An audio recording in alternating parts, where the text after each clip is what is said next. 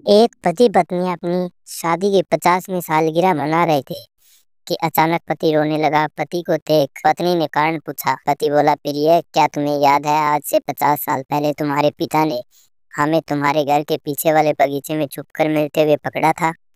पत्नी बोली, हाँ। पति बोला, क्या तुम्हें यह भी याद है कि उस वक्त तुम्हारे पिता ने मुझसे क्या कहा था? पत्नी बोली, क्या कहा था? मुझे याद नहीं आ रहा। पति बोला, उन्होंने कहा था कि अगर मैंने तुमसे शादी नहीं की तो मुझे 50 सालों के लिए जेल में डलवा देंगे। पत्नी, तो क्या हुआ? तुमने तो शादी कर ली ना? पति बोला, यही तो सोच रहा हूँ कि अगर मैंने उनकी बात नहीं मानी होती तो कम से कम आज मैं आजाद हो गया होता। दोस्तों, आगे बढ़ने से पहले वीडियो को एक लाइक और चैनल को सब्सक्राइब जरूर कर लें। कुंभकर्ण को उठाने के लिए इतने प्रयत्न करने से अच्छा था पंखा बंद कर देते। भारतीय घराने के माता पिता तो अपने बच्चों को उठाने के लिए यही करते हैं। जिंदगी में यदि कोई आपसे पूछे क्या खोया और क्या पाया है, तो पूरे विश्वास के साथ कहना कि जिससे बर्फी गुलाब जामुन बनते हैं वह खोया है, और जो दीवार के पास 4 डंडे खड़े हैं वह पाया है। हमेशा भावुक होने की जरूरत नहीं है। जीवन में कोई समस्या हो तो सीधे किसान के पास चले जाना, क्योंकि उसके पास हल है।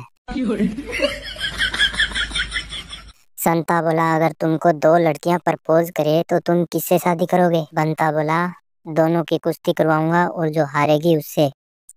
संता बोला, पर ऐसा क्यों? बंता बोला, क्योंकि शादी के बाद वो मुझे कम पीटेगी ना। एक सच बात है, जिसे जीना आता है वह बिना किसी सुविधा के भी खुश मिलेगा। जिसे जीना नहीं आता वह सभी सुविधाओं के होते हुए भी दुखी मिलेगा। क्या बात है सर, क्या बात है सर, क्या बात, ये बात है। भारतीय बेटा और बेटी में सिर्फ इतना ही फर्क है कि बेटी 10वीं की परीक्षा देकर मोबाइल मांगती है और बेटा बाइक।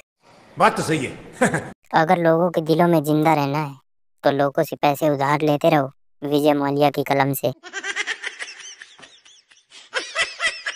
टीवी देख रहा परिवार, अगर उसमें से कोई एक पानी पीने उठे तो पूरे घर वालों को प्यास लग जाती है।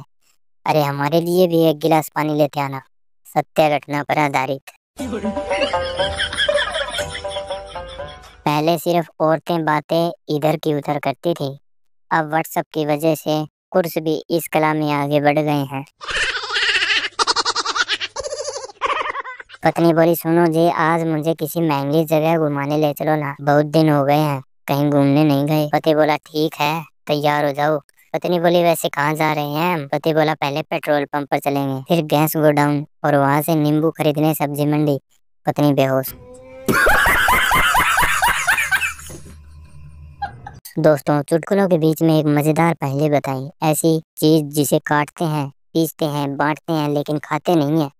इसका जवाब कमेंट करके जरूर बताएं। चंपक लाल जी वकील से बोले, मुझे अपनी बीवी से तलाक चाहिए, वह मुझसे पिछले 6 महीने से बात ही नहीं कर रही है। वकील बोला, अरे बेवकूफ, एक बार फिर से सोच लो, ऐसी बीवी बार बार नहीं मिलेगी।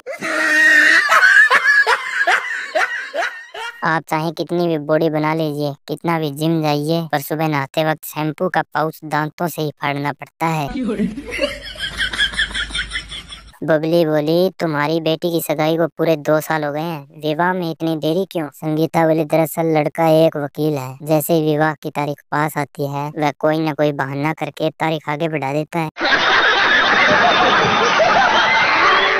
बनता ज्योतिषी से, महाराज जी बताइए मेरी शादी कब होगी? ज्योतिषी, कभी नहीं होगी। बनता, क्यों नहीं? ज्योतिषी, कैसे होगी, तुम्हारे भाग्य में तो सुख ही सुख लिखा है।